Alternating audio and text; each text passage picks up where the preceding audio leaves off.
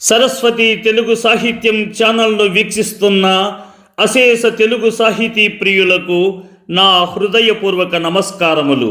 నా పేరు కంబం సిద్ధారెడ్డి. మీరు మా ఛానల్ని మొదటిసారి చూస్తున్నట్లయితే వెంటనే సబ్స్క్రైబ్ చేయండి, పక్కనే ఉన్న గంట సింబల్ని నొక్కండి. తద్వారా మేము చేసే కొత్త వీడియోలు మీకు నోటిఫికేషన్ రూపంలో రావడం జరుగుతుంది.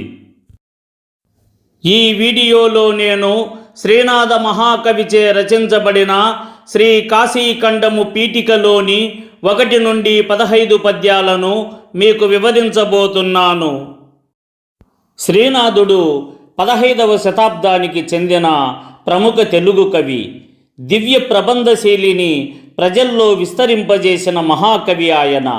చిన్న వయస్సులోనే మరుత్తరాచరిత్ర వంటి బృహత్ కావ్యాన్ని రచించి తన అసామాన్య ప్రతిభను చాటుకున్నారు. ఆయన రచనలలో ఆయన వ్యక్తిత్వం స్పష్టంగా ప్రతిఫలిస్తుంది. అపారమైన పాండిత్యం, దృఢమైన ఆత్మవిశ్వాసం ఆయన రచనలను చదివినప్పుడు మనకు స్పష్టంగా తెలుస్తాయి. శ్రీనాథుడు అనేక కావ్యాలను రచించారు. వాటిలో భీమఖండము, కాశీఖండము, మరుత్తరాచరిత్ర, శృంగార నైషధము మొదలైనవి ముఖ్యమైనవి. ఆయన రచించిన చాటువులు ఆంధ్రదేశమంతటా ఎంతో ప్రసిద్ధిగాంచాయి. శ్రీనాథుడికి కవి సార్వభౌముడు, ఈశ్వరార్చన కళాశీలుడు అనే బిరుదులు కూడా కలవు. ఈయన వీరభద్రారెడ్డి ఆస్థాన కవి. ఈయన అరుణగిరినాథునిగా పేరుగాంచిన గౌడ డిండిమభట్టును తన పాండిత్య ప్రతిభతో ఓడించి అతని కంచుడక్కను పగులగొట్టించి ప్రౌఢదేవరాయల చేత కనకాభిషేక గౌరవాన్ని పొందాడు. ఈయన సీసపద్యాలు రచించడంలో దిట్ట. ఈయన అంతిమ దశ చాలా కష్టాలు అనుభవించాడు. శ్రీ కాశీనగరాదిరాజ్య పదవీ సింహాసనాద్యాసి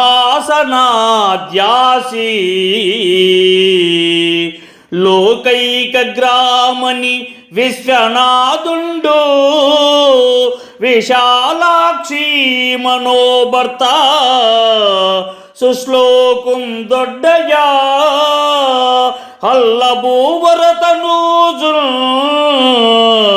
వీరభద్రేశ్వర క్ష్మాకాంతం జగనొబ్బగండని మహైశ్వర్యాన్వితం చేయుతా.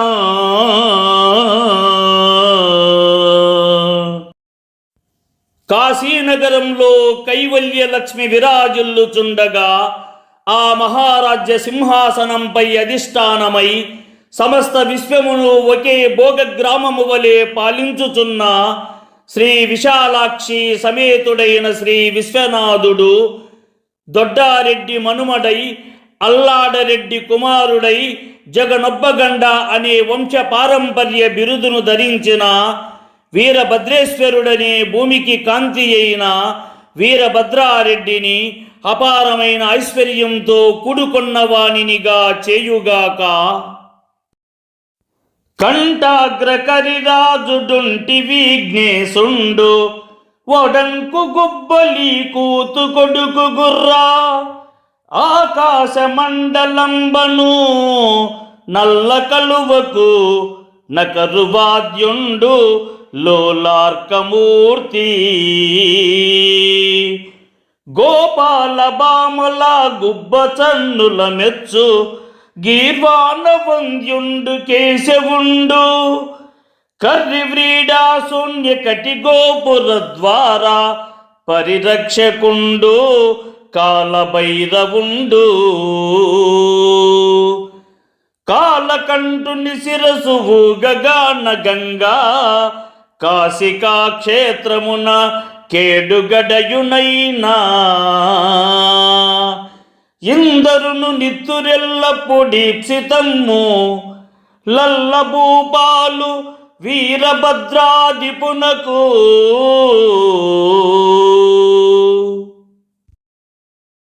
శ్రీ విశాలాక్షి విశ్వేశ్వరులతో కూడి అనాది కాలం నుండే కాలికి గణాదులుగా ప్రసిద్ధులైన ఈ దేవతలందరూ గంగా నదితో సహా కాశీ క్షేత్రంలో ఉన్నట్లే ఈ పద్యంలో కూడా సన్నిధి వహించినట్లు భావించబడుతున్నారు.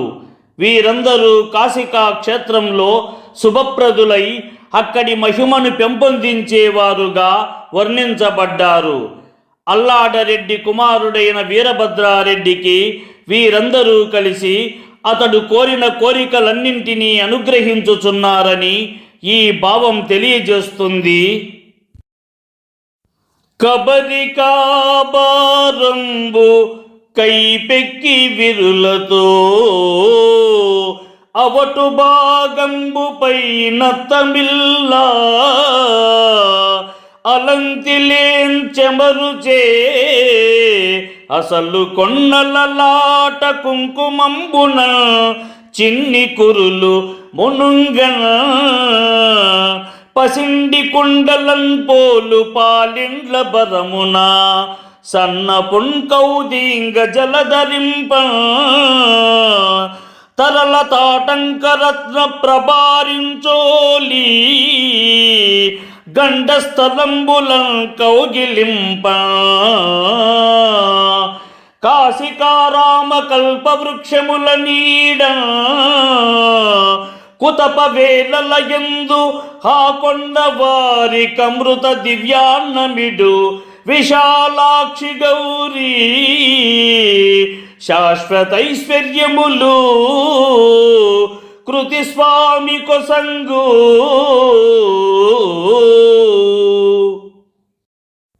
ఆమె కేశరాశి అంతటా పూల సువాసనలు వ్యాపించి వాటి పరిమళంతో మత్తుగా మెడ వెనుక భాగమున ఒదిగి వాలియున్నది. వడ్డన వల్ల కలిగిన అలసటతో ఆమె నుదిటిపై మెత్తని చెమట బిందువులు మెరిసి కుంకుమ బొట్టు కరిగి ఆ తడితో కలిసి చిన్న చిన్న కురులు చెదరకుండా అతుక్కొనిపోయినవి. బంగారు బిందెలను తలపించే ఆమె చనుదోయి బరువును తట్టుకోలేక సన్నని నడుము కొద్దిగా వంగుచున్నది. కదులుతున్న చెవి కమ్మలలోని రత్నాల కాంతులు గుంపులుగా కలిసి ఆమె చెక్కిళ్లపై జిలుగులు చిందిస్తున్నవి. కాశీనగరంలోని తోటలలో కల్పవృక్షాల నీడలో పగటి 2వ యామంలో అలసటతో ఉన్న ప్రాణులందరికీ అమృత సమానమైన దివ్యాన్నాన్ని పంచే ఆ విశాలాక్షి గౌరీదేవి ఈ కృతి నాయకునికి శాశ్వతమైన ఐశ్వర్యాలను ప్రసాదించుగాక. పాయక నిర్నిరోధ నిరపాయ సమగ్ర కృపాగుణైక పారాయణతా విలాసము తిరంబుగా అంబుజసూతి వీరనారాయణు దాన వైభవ దురందరు సంగర సవ్యసాచి దీర్ఘాయురుపేతుంచేయుత నృపాగ్రని నల్లయ వీరభద్రుణ్య.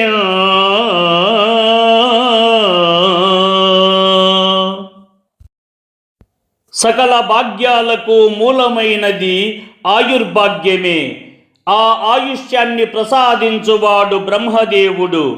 అట్టి బ్రహ్మ అనుగ్రహం ఎల్లప్పుడూ విడవకుండా ఎటువంటి అడ్డంకులు లేకుండా సంపూర్ణ కృపాగుణంలో స్థిరంగా నిలిచిన వాడై వీరనారాయణ మరియు సంగర సవ్యసాచి అనే బిరుదులు కలిగిన వాడై దానగుణం మరియు వైభవ లక్షణాలతో సంపూర్ణుడై ఉన్న అల్లయ్య కుమారుడైన వీరభద్ర నృపశ్రేష్ఠుడు దీర్ఘాయుష్మంతుడగుగాక.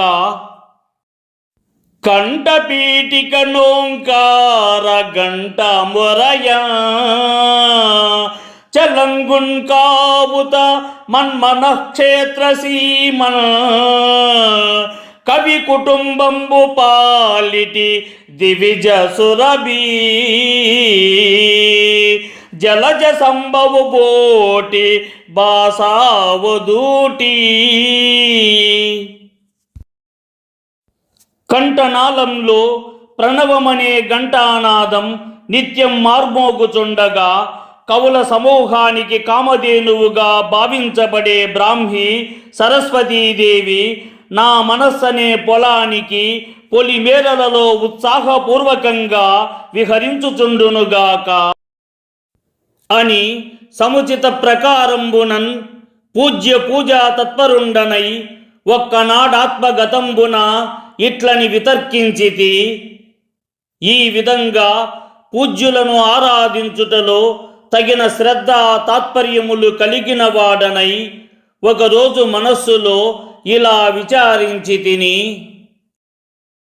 చిన్నారి పొన్నారి చిరుతకు కటినాడు రచయించితి మరుత్తరాచరిత్ర నూనూగు మీసాలను త్రయవనమున శాలివాహన సప్తశతి నొడివితి సంతరించితి నిండు జౌవనంబున యందు హర్షనైసద కావ్యమాంధ్ర భాసన్ ప్రౌఢ నిర్భర వయః పరిపాకమునన్ కొనియాడితి భీమనాయకుని మహిమ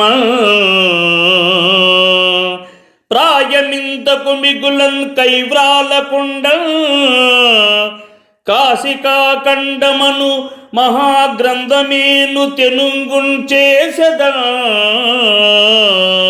కర్ణాట దేశ కటక పద్మవనహేళి శ్రీనాథ భట్ట సుకవి.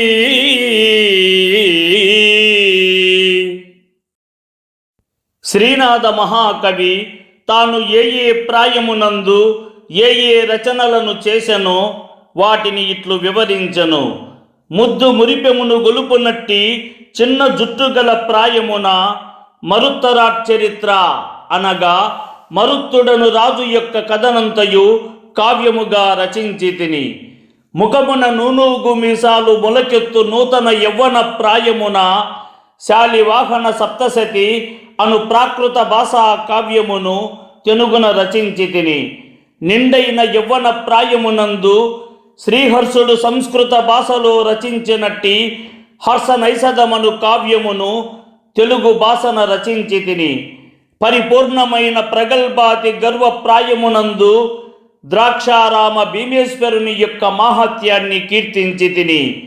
యుక్త వయస్సు జారిపోయి శరీరమున వార్ధక్య ఛాయలు పొడమి ముసలితనము రాకమునుపే కాశీఖండమును మహోత్కృష్టమైన గ్రంథమును తెలుగున రచించబోతున్నాను. శ్రీనాథ భట్ట సుకవి అనిడి నేను కర్ణాట రాజధాని అయిన విశాల విజయనగరమును పద్మవనానికి సూర్యుని వంటి వాడను అని సగర్వముగా చాటుకొన్నాడు.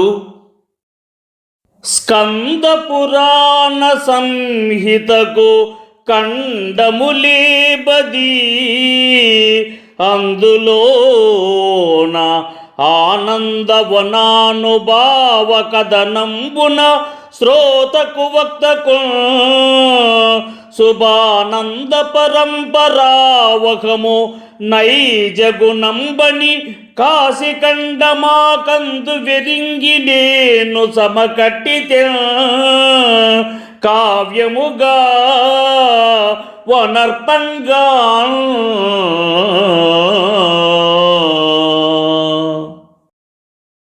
స్కంద పురాణము సముద్రము వలె అపారమైనది. సముద్రము అనేక ద్వీపాలకు అపారమైన రత్నాలకు నిలయమైనట్లే స్కంద పురాణము అనేక సంహితలకు అనేక ఖండాలకు ఆధారభూతమై ఉంది. అందులో అనేక ఖండములు ఉండగా వాటిలో కాశీఖండము అనేది ఆనందకాననం అనే మరో పేరు గల కాశీక్షేత్ర మహిమలను వివరించేది. ఈ ఖండము తన స్వభావ గుణము వల్ల దానిని చెప్పువారికి వినువారికి ఐహిక శుభాల పరంపరను పరలోక ఆనంద ఫలితాలను కలిగించగల శక్తి కలిగి ఉంది. ఆ రహస్యాన్ని గ్రహించి ఆ పురాణాంశాన్ని కావ్య రూపంలో ప్రతిపాదించుటకు నేను సిద్ధపడ్డాను. ఇమ్మహాప్రబంధ ప్రారంభంబు కర్ణిక వశంబున ఆకర్ణించి కర్ణాంత విశ్రాంత నేత్రుండును పంట వంశకమల మిత్రుండును అశ్రాంత విశ్రానన క్రీడాపరాయణుండును వీరనారాయణుండును నిత్య సత్యుండును పల్లవాదిత్యుండును భూభువన బారభరణ దీక్షా దక్ష దక్షిణ భుజా భుజంగుండును రాయవేశ్య భుజంగుండును కీర్తి గంగా తరంగిణి ప్రవాహ పవిత్రిత స్వర్గ మర్త్య పాతాళుండును జగద గోపాలుండును విమల ధర్మశీలుండును సంగడి రక్షా పాలుండును నగు నల్లయ్య వీరభద్ర భూపాలుండొక్కనాడు. ఈ కాశీఖండ రచన ప్రారంభమైందనే వార్త కర్ణిగా వ్యాపించి అందరికీ వినిపించెను.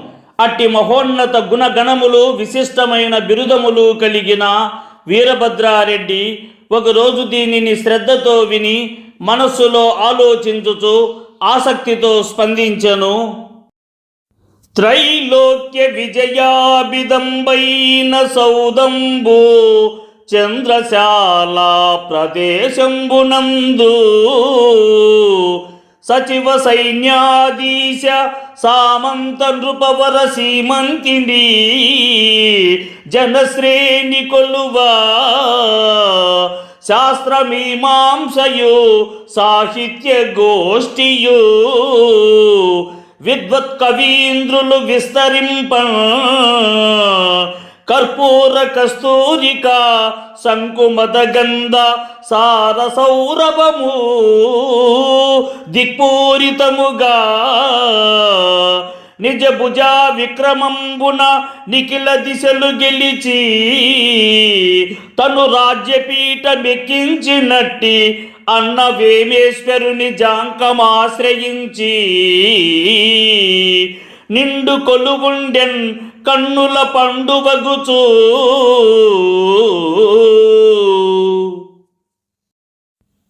త్రైలోక్య విజయము అనే పేరును గల రాజభవనంలోని శిరోభాగమున మంత్రులు సామంతులు సేనాధిపతులు వారవనితలు క్రమ పద్ధతిగా వరుసగా నిలిచి సేవ చేయుచుండగా పండితులు శాస్త్రార్థాలను విచారించుచు కవులు సాహిత్య విషయాలను వినిపించుచుండిరి.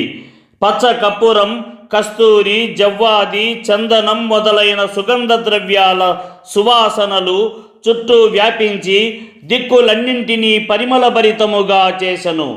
తన బాహుబలంతో సమస్త దిక్కులను జయించి తన్ను సింహాసనంపై అధిష్ఠింపజేసిన అన్నగారైన వేమభూపాలుని ఆనందభరితంగా పక్కన ఉంచుకొని కన్నులకు పండుగలా అనిపించే విధంగా సభను విస్తరింపజేసి రాజు కూర్చుండెను.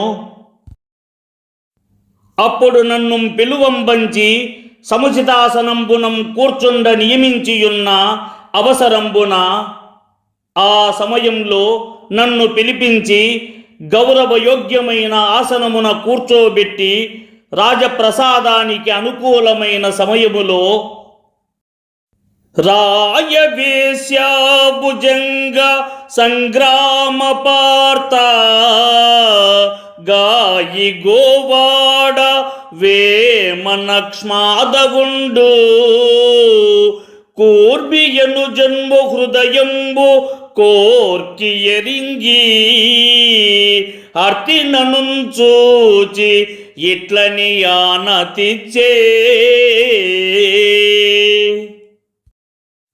ప్రభువులు తమ హృదయంలోని భావాన్ని తామే నేరుగా ప్రకటించరు. అది వారి స్వభావానికి అనుకూలం కాదు. సాధారణంగా ఆ విషయాన్ని మంత్రుల ద్వారా వ్యక్తం చేయించుదురు. ఇక్కడ వీరభద్రారెడ్డికి అన్నయ్యైన వేమారెడ్డి తన మనసులోని ఆకాంక్షను గ్రహించి శ్రీనాథుడి వైపు చూచి ప్రస్తుత విషయానికి ముందు మాటగా ఈ విధంగా చెప్పుచున్నాడు. వచియంతు వేములవాడ భీమన భంగి నుదండలీల ఒక్కొక్క మాటు బాసింతు నన్నయ బట్టు మార్గంబున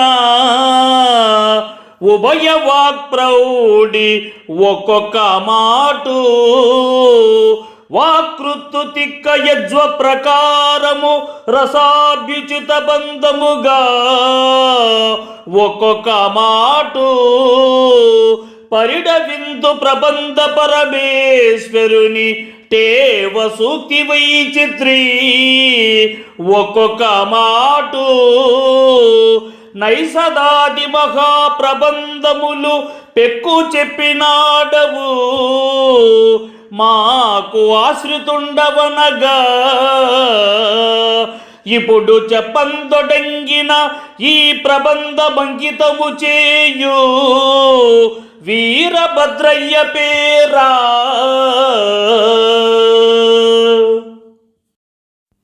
ఒక్కోసారి నీవు ప్రదర్శించు కవిత్వ లీలలు వేములవాడ భీమకవి వలె మహోన్నతంగా వెలుగుతాయి.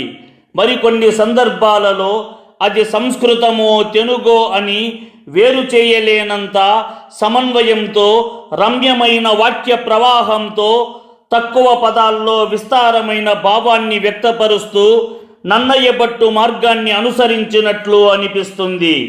ఇంకొన్ని వేళలలో వీర రౌద్ర వంటి యుద్ధ రసాలతో పాటు శృంగార కరుణ వంటి సుకుమార రసాలను సముచితంగా మేళవించి హృదయాన్ని హత్తుకునే రీతిలో పలుకుతూ తిక్కన సోమయాజి శైలిని గుర్తుకు తెస్తావు. మరికొన్ని సందర్భాలలో ప్రబంధాల మహిమకు అనుగుణంగా అలంకార శోభను సమర్థంగా వినియోగిస్తావు. నైసదాది మహాప్రబంధాలను విస్తృతంగా వివరించిన పాండిత్యము నీకు కలదు.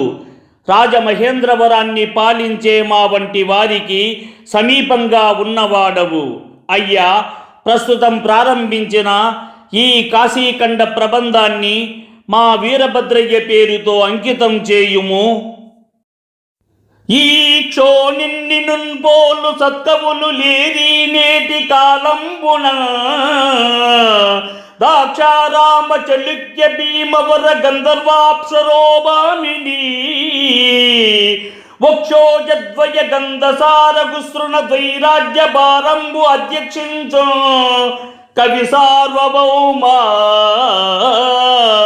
భవదీయ ప్రౌఢ సాహిత్యముల్.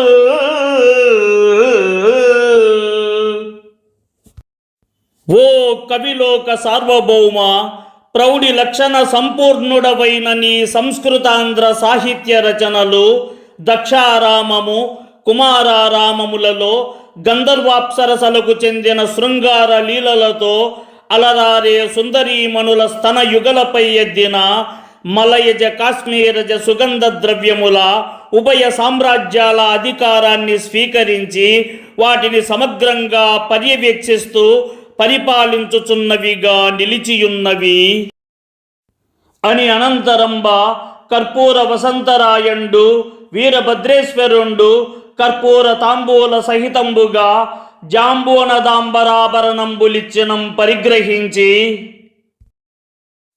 అని పలికి, అనంతరం కర్పూర వసంతరాయుడైన వీరభద్రారెడ్డి పచ్చ కర్పూర తాంబూలంతో పాటు బంగారు వలువలు, బంగారు నగలను సమర్పించగా వాటిని ఆమోదించి స్వీకరించెను.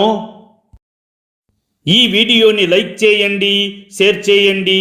ఈ వీడియోపై మీకున్న అభిప్రాయాన్ని కామెంట్ సెక్షన్లో కామెంట్ చేయండి. ఈ వీడియో చూసిన సాహితీ ప్రియులందరికీ నా హృదయపూర్వక ధన్యవాదములు.